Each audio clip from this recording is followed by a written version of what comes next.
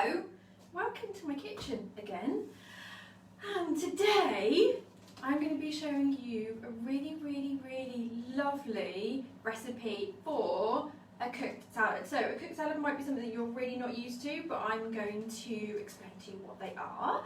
First of all, I'm going to make sure that I can get your comments up on my screen here, so you guys can ask me questions, you can make comments, you can say hello, always tell us where you are in the world. We would really love to know where you are.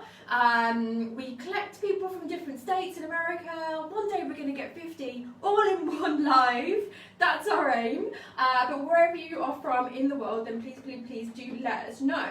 So I'm just going to make sure that I can see you guys and your comments, and I can see myself on my computer screen here.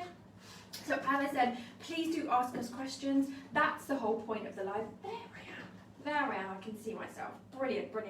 We are the right way around today, which sometimes happens, sometimes we're that way, but today we're this way.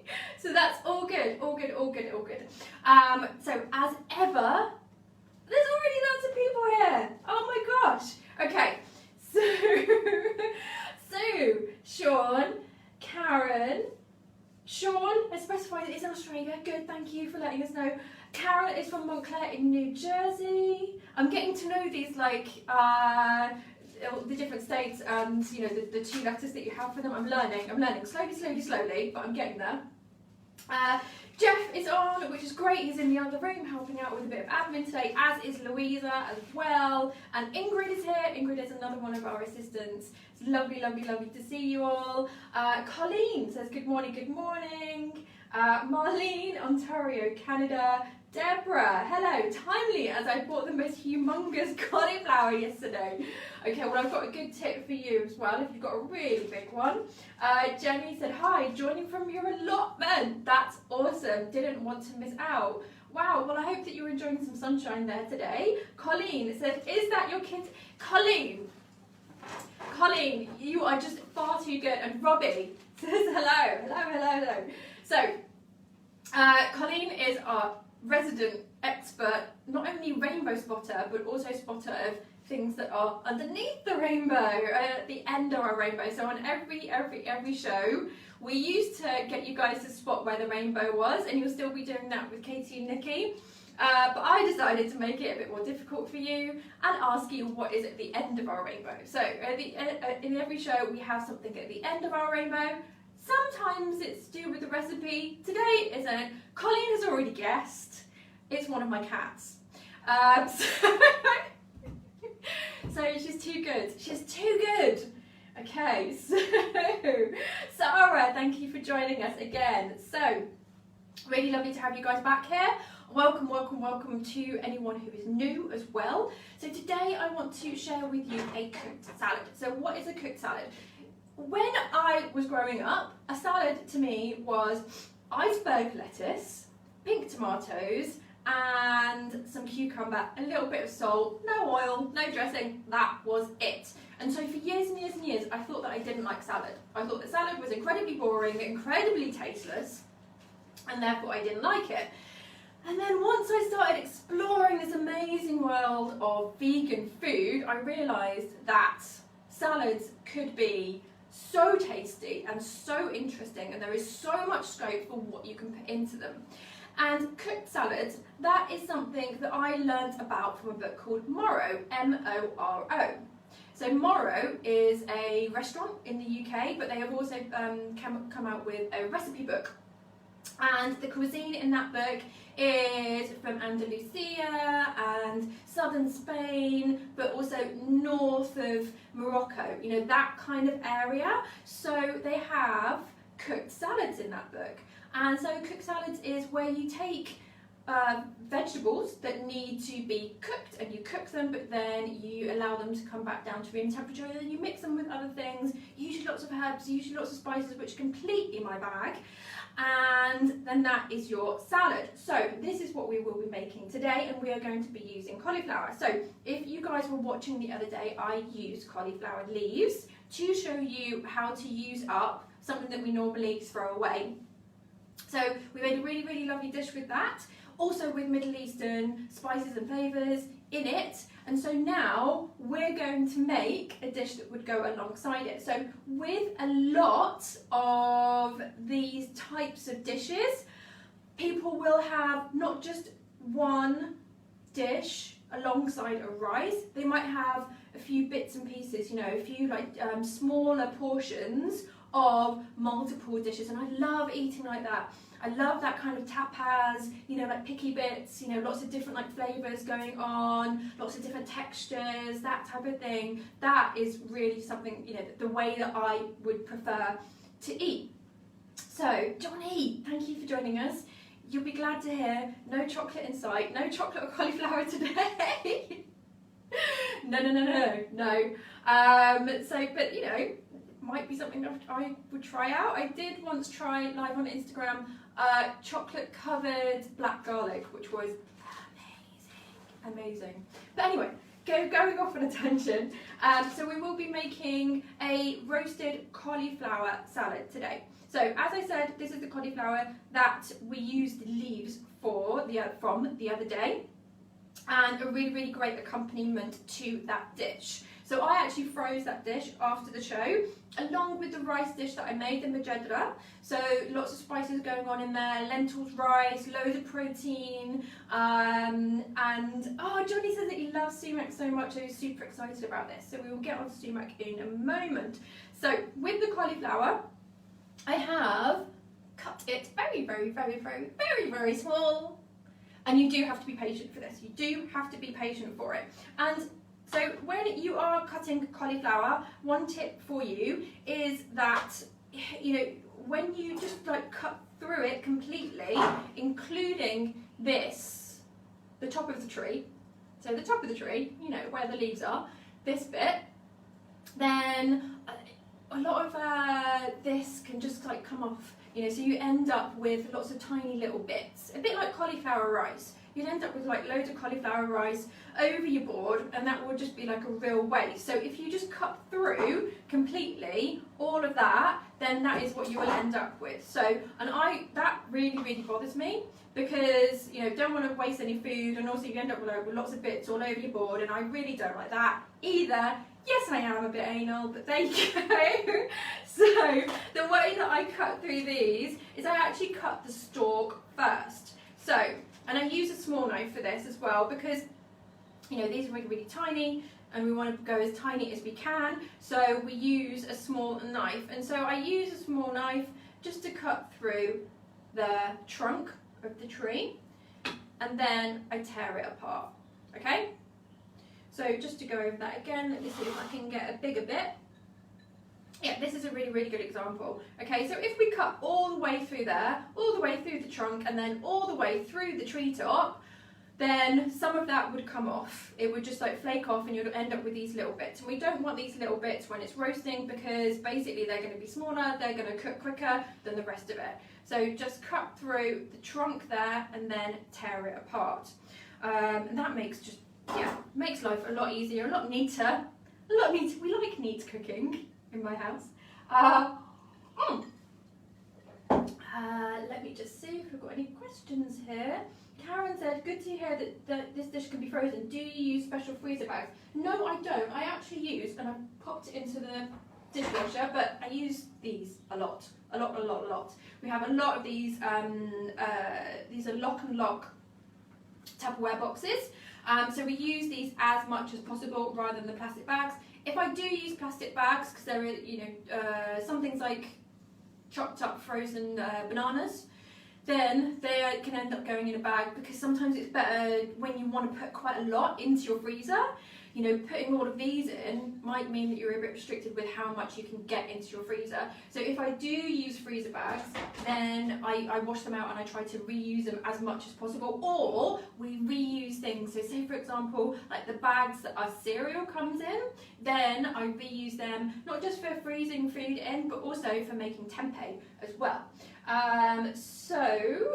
We have another question from Sarah. I have all ingredients except sumac. Any good substitute? Okay, so sumac is one of the stars of the show, and sumac is very sour. So you need to come up with something else that will have that sourness. So something like pomegranate molasses. I know it's a bit of a random ingredient, but I know that somebody had it when we were making the dish the other day. So something like that would add that sourness. Or we are going to be adding lemon juice, so maybe just the lemon zest actually to add that sourness. That would work really, really well. Okay, so Paul said, oh, apologies, he's slightly late. That's okay, that's okay. Interrupted one that started on Facebook Live at 12 noon today, Saturday, 2nd of May. Okay, so thank you for adding details of what sumac is there. It's a versatile spice with a tangy lemon flavour, although more balanced and less tart than lemon juice. A small sprinkle also adds a beautiful pop of colour to any dish. Yes, yes, yes. Okay, so let's just go over this again. We are going to be making a cooked salad. Why are we making a cooked salad? Because I want to introduce this idea of much more flavoursome, much more interesting salads to you guys. So first of all, let's get our cauliflower on to roast. So we're going to be roasting the cauliflower. We have cut it very, very small, so it's bite size. It isn't going to take too long to cook. I have put my oven on quite high. I have a very wide baking tray here. Now, for you guys who joined us yesterday at Nikki's show, then you may remember that she also mentioned about having a nice wide tray. And that means that you're giving this more space. We don't want things piled on top of each other. If things are piled on top of each other, then it's going to take them too long to cook, and they might not really crisp up. They might just sweat a bit, and we don't want that at all. We're going to get this on to cook. And then I'll talk to you about the rest of the recipe. So we've got our cauliflower florets in here. It was quite a small cauliflower, so sorry, I can't remember who it was who said earlier that they have a large cauliflower. So maybe for this recipe, just use half of that. We don't have any of the stalk in here because we used that the other day. We don't have any of the leaves in here, again, because we used that the other day. So we do have some butternut squash here that I have cubed, again quite small, because I want it to cook as quickly as the cauliflower will cook. Okay, so sometimes, you know, you might want to just put this out on the tray and then put oil over it, but cauliflower really needs to be mixed in with oil in a bowl. And the reason why is because we need to get that oil to all of those florets, all of the tops of the trees. All of the tops of the trees need to be covered in oil. Even if it's just a little bit, it's okay. That's absolutely fine. And that's just so that we're going to get a really good colour on all of them. And this is particularly so if you guys are roasting broccoli, if you've ever done that, because the tops of broccoli can really burn quite quickly. There we go. And the beautiful thing about cauliflower florets, there we go, that was a difficult one to say, cauliflower florets is that they hold oil, and therefore any flavour that you put in your oil very well. So we'll just pop this out onto our tray. There we go. And now it's the turn of the butternut squash. So in my recipe, I have either you can use red pepper, but I didn't have any red pepper. So I've had to think of a few different substitutions in this recipe, which is no bad thing, because then we can talk about suitable substitutions. Because there is one thing that is very annoying, which is when you have a recipe and you really want to make it, and then you go to your cupboard and you realise that there's one ingredient you don't have. Well, it doesn't mean that you can't make that recipe. You can consider substitution. So this is my substitution for red pepper today. And when I was thinking of a good substitution, I knew that I wanted it to be something that would be bright, because one of the things that the red pepper would add to this dish is its colour. So, you know, I decided I wanted it to be something bright, but butternut squash goes really well together with cauliflower and also in Middle Eastern dishes. Now I'm just going to pop this in the oven and I'll see if I have missed any questions, because I've been talking a long time and I'm sure that you guys have been saying stuff to me.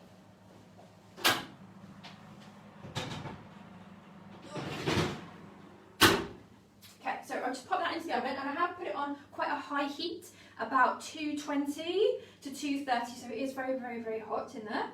Oh, let's see. Now, a few people have said that they're late, but that's okay because I talk a lot at the beginning, just in case people are late. Oh, let me see. New comments. Right, okay. And said, sorry you're late. No, don't worry. Colleen, didn't know about covering the tops of the trees. Yes, it definitely helps. And where are we? So George, can I use aquafaba instead of oil to coat the cauliflower and squash? It wouldn't work so well, and the reason why is that oil gets to a very, very, very high temperature when we cook it. Hence why we do things like deep frying as well, because it can reach really, really, really high temperatures and you get that real like searing. So you know it wouldn't have the same effect. Is it because you don't want to use oil in your cooking? If that is the case, then you can, sorry, my computer's just having a meltdown. Then you can eat it raw. You can eat cauliflower raw, but you do have to cut it into very, very, very small pieces. You know, because if you think of, you know, how hard it is, but you can eat it raw, but you just need to cut it into much, much smaller pieces. Okay, now let me see what other questions I've missed. Colleen, did you put that in a broiler the oven? The oven. I put it into my oven. It is on quite a high temperature, about 220 degrees, 230 degrees. Sonia, is pumpkin fine instead of pepper? So it depends on your pumpkin, depends on your type of pumpkin, because there are some pumpkins out there that don't have much flavour at all. So think of our Halloween pumpkins, quite watery, don't have much flavour. But then there are other pumpkins, you know, that have lots of flavour, and we are seeing more and more of those in the shops. Now, you mainly do see them around Halloween time, around autumn time, but actually a lot of them grow year round, so I'm not sure why we just see them then. I guess it's the association with Halloween, but they're very good like all year round. Sue, trouble is one thing, you're missing cauliflower. Do you have squash? Sue, do you have squash? You could use, what else could you use? You could use kohlrabi as well, that would be very nice. Let me have a think on that. But I mean, just maybe with the squash would be lovely. Okay, right, let's get on to the other part of the recipe. Okay, so, sorry, let me just take a sip. Amanda, thank you for joining us. Sonia says thank you that she loves pumpkin. Good. Sue, you don't have anything else? Sorry, was that you don't have squash? Let me know. Jim, thank you for joining us. Marlene, if you don't use oil, would using the air fryer work? Yes, that is a good idea, but I have had mixed results with using my air fryer with no oil whatsoever. So with potato chips, they didn't come out for me so well in the air fryer with no oil whatsoever. I don't know what your experience was of that. It sounds like you might have an air fryer, so it'd be really, really good to hear your experience of it too. But there are some veggies that don't need any oil whatsoever. So say for example sweet potato, you don't actually need to put oil on it when you bake it in the oven. So that would be a great alternative, and it would go really, really well in this dish. Sue says that she has broccoli. No squash. I think broccoli would be great. Broccoli would be really, really good. The flavour is going to be slightly different because broccoli has more of a flavour to it than cauliflower does. So that's the only difference. But if you like broccoli flavour, absolutely fine. Okay, Colleen says that she uses oil spray in the air fryer. Really, really, really great suggestion there. Yeah, air fryers are brilliant, absolutely brilliant. I've even done a toe fish with breadcrumbs around it in the air fryer, and it turned out really, really well. Okay, so now let's get on to the other ingredients. We've still got our bowl here. We're going to use the same one.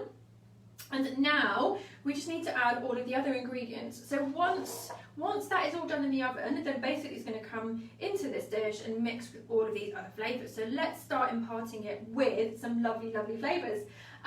George says, thank you so much. I'm on a no oil diet, always looking for ways to eliminate oil and replace it with something else. Raw can work, but I love the taste of roasted veggies. It is really, really tricky.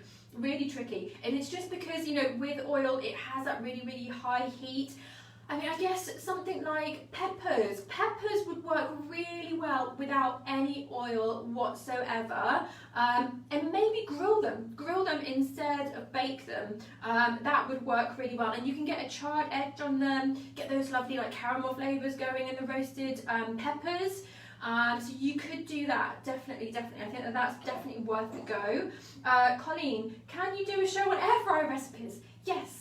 Let's definitely do that. My air fryer's a bit noisy though, but it might be alright. Okay, so other ingredients. Okay, so first of all, we have a chilli. This is my tiny chilli, which I know is really flavoursome. Hot. This chilli is, even though it's tiny.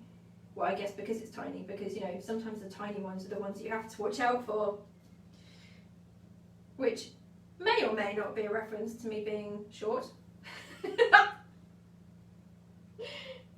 Okay, so I don't know if you guys could see that, but I was literally just holding this stalk end and then cutting into it and just cutting slices. But I've made sure that this is all still intact. So if you can see, I've been cutting slices like this, and this is a really great way to cut your chilli without getting your fingers on this side, well actually on both sides, into the chilli, because you have to be really careful if you've been touching chilies, and especially one as devilishly hot as this one. These are bird's eye chilies, so they're very hot. There we go. So I'm just gonna cut it with my bigger knife now and really try and get it as fine as I can, because I don't want anyone getting a big bit of chilli. I want the chilli flavour to run throughout. So I will try and finely chop it as much as possible. Really going for it here. So it's tiny. There we go, and we can just pop that into our bowl. So you can see it's really not much chilli at all. But I know that these ones are super hot from a dish that I made yesterday. We got to try them out. Because sometimes you never know. Sometimes, you know, you think they're going to be really hot and they're not. Okay, so Karen and Sam, thank you for joining us. George, absolutely no problem at all. Let me know how you get on. Maria, I roast my veggies with sage, oregano, and thyme. Lovely. Vitomir, lovely name. We collect good names, really interesting and unusual names on the show. Hi from, where's that? Colleen, do you remove the seeds from the chilli? No, it all went into there. But I finely chopped everything. Now I'm just going to check on the stuff that's in the oven. I don't want it to burn. Oof. Okay. So if you guys can see, we're cooking on gas here. It's actually electric. And I'm just seeing how well done these are. So these are getting a nice char on. They're only going to be about another 5 minutes. There we go. We have cut them really small, so shouldn't take too much longer at all. So now into the bowl, we need to put some dried fruit. So you can use pomegranate seeds in this if you have them, which is, you know, it's a really lovely thing to use in this dish. It goes really well.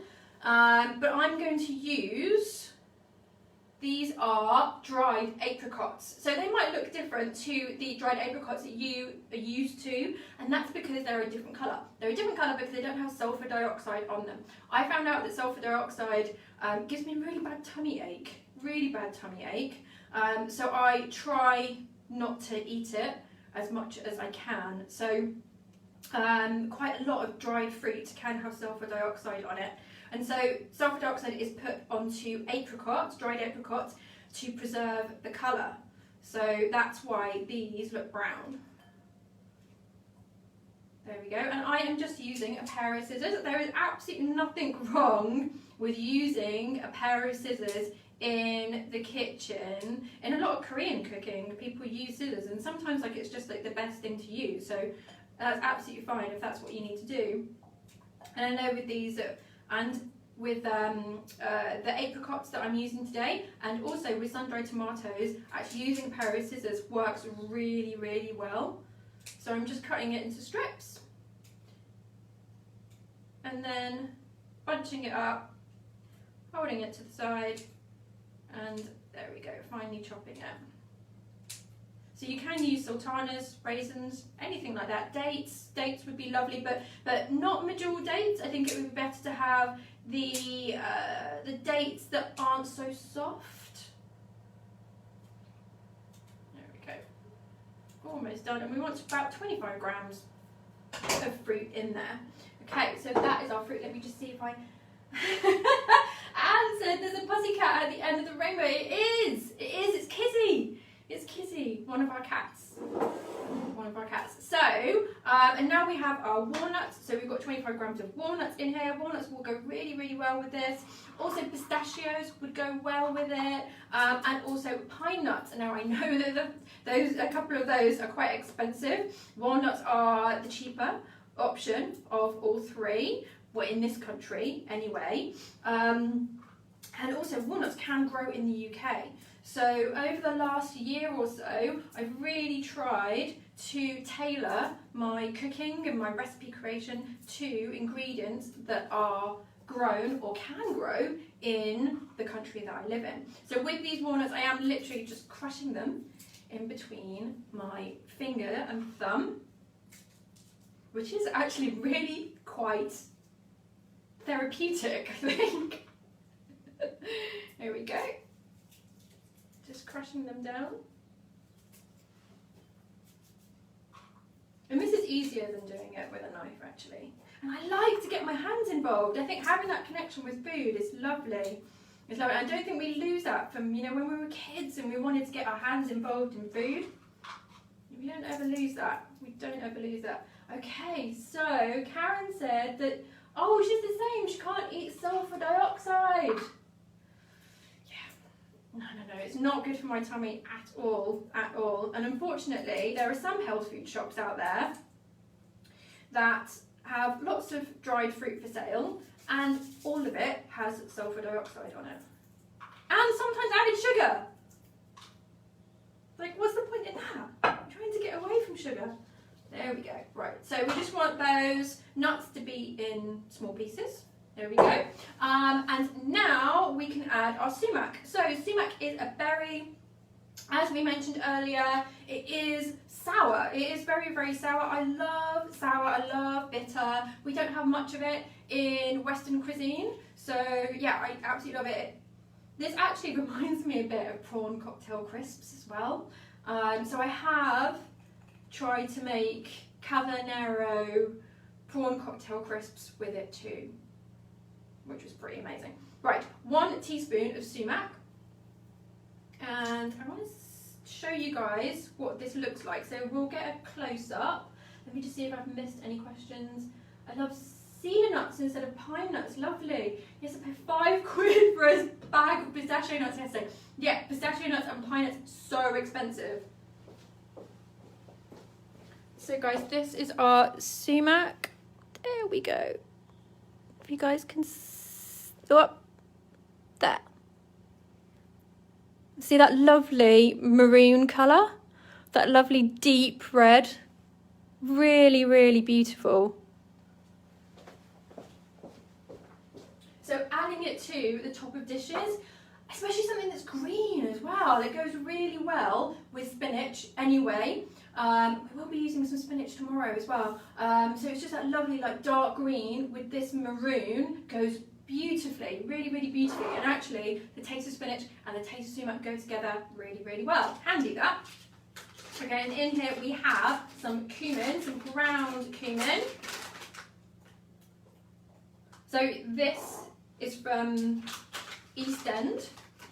So if you guys haven't discovered these guys yet, then please do check them out. If you go through a lot of spices, this is a much more economical way to do it.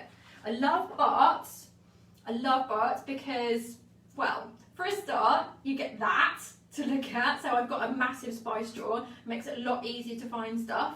And it's got a nice wide mouth, so my teaspoon will fit in there, which is always a bonus. And a lot of what they do is organic, which is great. But if you're on a budget, then this is definitely the way to go. The East End bags, you know, they're big, they're cheap, they'll last a long time. Okay, so substitute for sumac, yes. Lemon zest. I think lemon zest would probably be the best way to go for you guys. We're just going to use the lemon juice today, but if you don't have sumac, then use lemon zest. So either use an actual zester or a fine grater, and then you can pop that into your salad. Now let's see how the cauliflower and squash is doing.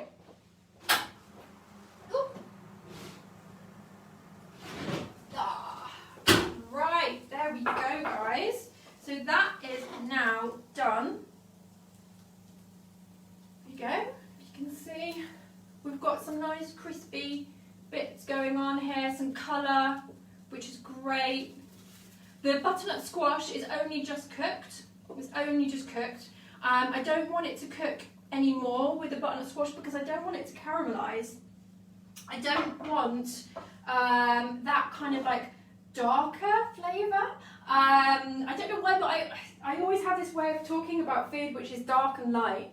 And so when we get those caramelly bits, it's much more of a kind of like deeper, darker flavour. I guess, you know, you have like a bit of kind of bitterness to it along with the sweetness. I don't want that because this is a salad, so I want to keep it nice and light. So it is literally just cooked. There's hardly any colour on the butternut squash. And I'm just going to remove it and pop it into this bowl. And the reason why is because I just want it to cool down quicker. And it will cool down a lot quicker if we put it into something else. There we go. So we'll just pop it in there. Any suggestions for the cauliflower leaves? I have a beautiful fresh cauliflower and don't want to waste them. They look lovely, but I've never eaten them before. Well, it's funny you should say that. So, Vicky, a couple of days ago, it must have been on Thursday. Yeah, on Thursday, I did a show on cauliflower leaves, and we used the stalk as well. So, the video for that is in my feed, but maybe Louisa, who is our admin today, maybe she can get the link for you and post it in the comments. That would be amazing. That would be amazing. Let's see if we can make that happen. But yeah, it was Thursday's recipe. Thank you for pointing that out as well, Colleen. Anne said, how long did I put that in the oven for? Was it probably about 10 minutes? 15 minutes? I think it was 15 minutes. Something like that. But basically, you know, because you've always got to think that your oven might be a bit hotter or a bit cooler than mine.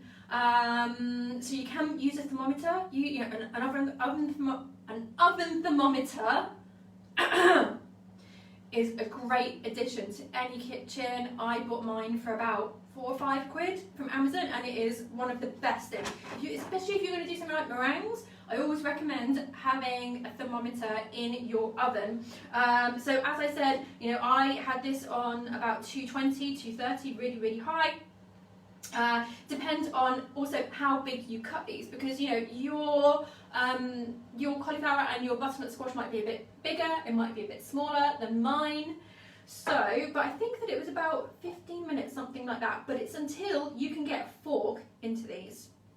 So I can just about get a fork into these. So I know that they are just cooked. There we go.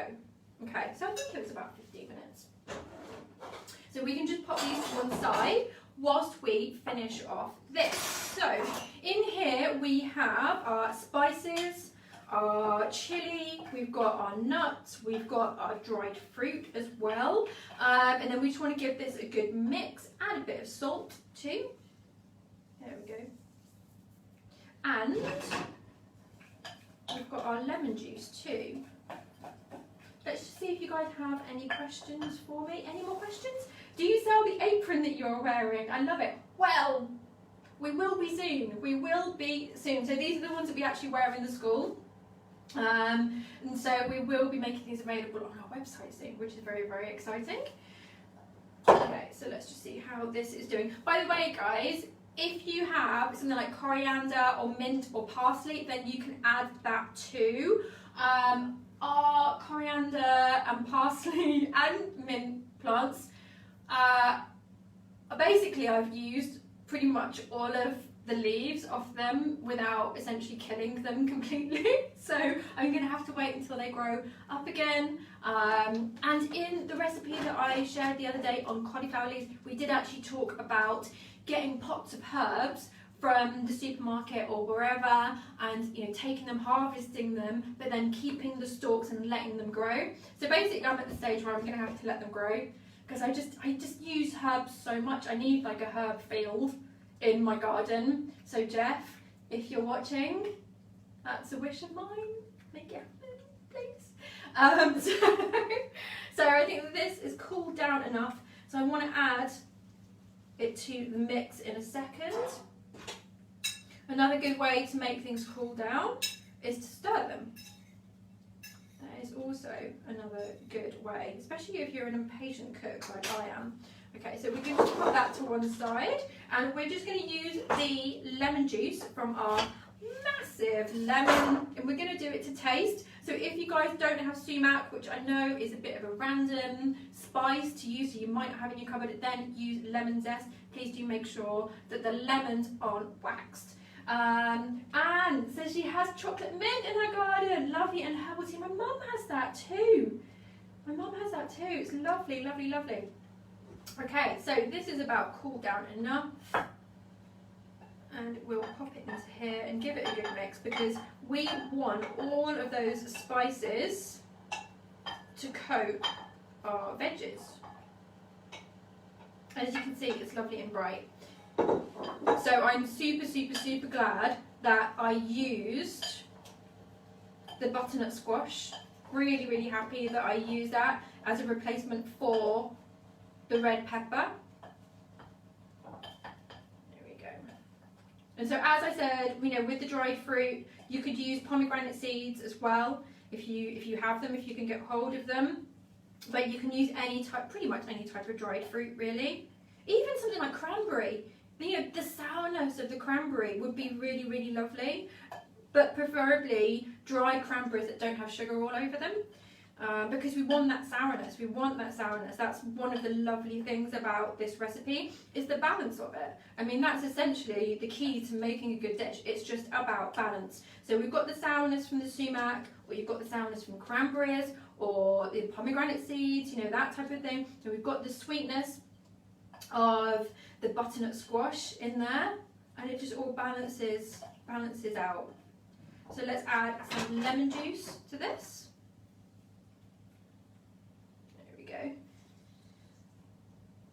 And I can see from looking at this lemon that there were no seeds around there. If there had been seeds around there, I would have put my hand underneath it to catch the seeds. But I'm very, very lucky today. There are no seeds here, so I didn't have to do that.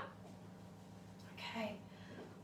So we'll give that a good mix, and we'll add a little bit of extra virgin olive oil. So I do have some really nice extra virgin olive oil here.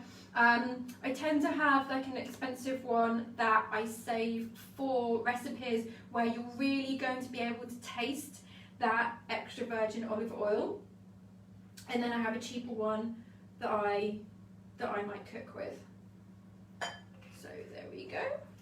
Just add some of that to there. So with that, either with the expensive extra virgin olive oil, I save it for things like, when you have really nice tomatoes, really, really lovely tomatoes that are exactly the right ripeness, and then I just cut them up, put a little bit of this oil onto them, a little bit of flaked sea salt, and just have them like that, and they are absolutely divine. Okay, so now we can pop this out onto here.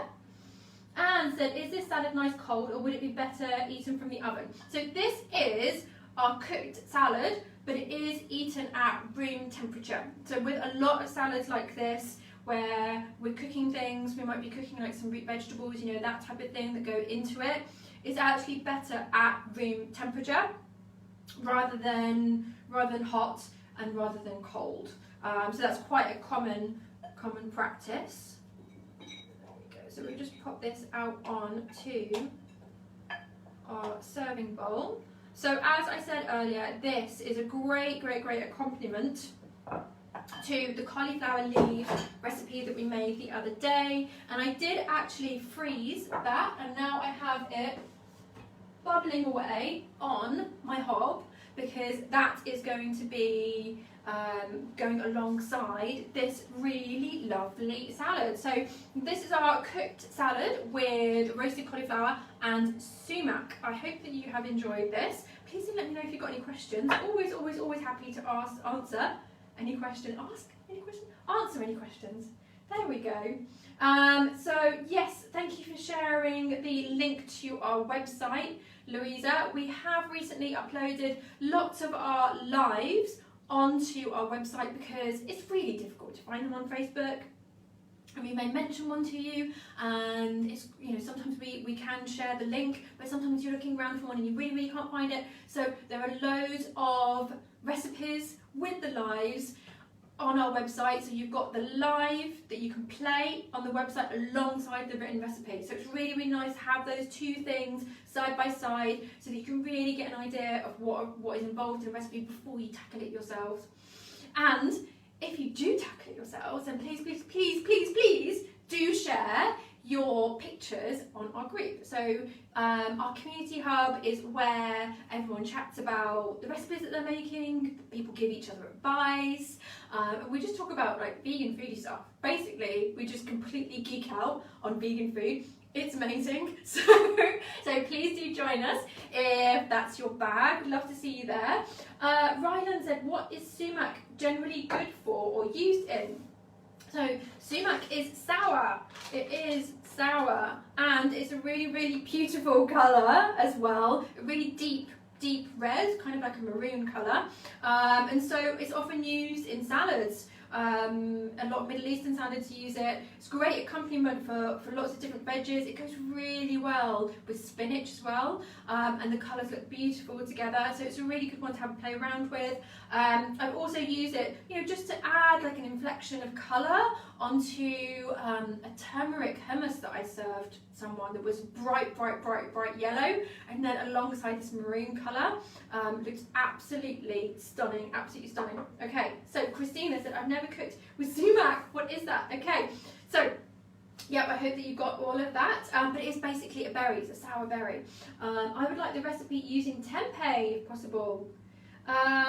This recipe, yeah, you could definitely include tempeh in this recipe. That would be lovely, really lovely.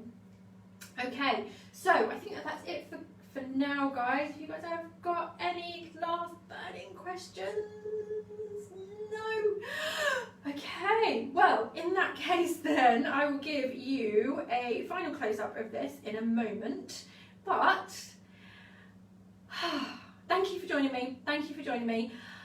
Join us tomorrow, where we will be making another recipe. I will be letting everyone know what the ingredients are and what the equipment is for tomorrow's recipe in the group. So if you look in the community hub later on today, you'll be able to see what equipment you need and also what ingredients you need. We will be making a what is it we're making? We're making vegetable spaghetti. That's it. We are making vegetable spaghetti with a really easy piquant sauce. Really lovely and fresh, but no cooking involved at all, which is brilliant when the sun is shining as it is today.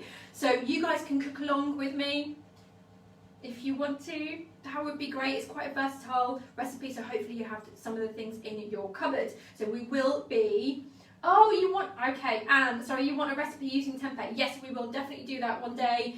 Tempeh, absolutely adore tempeh. Colleen said thank you. Our resident expert rainbow spotter, and Christina says thank you, and have a lovely day.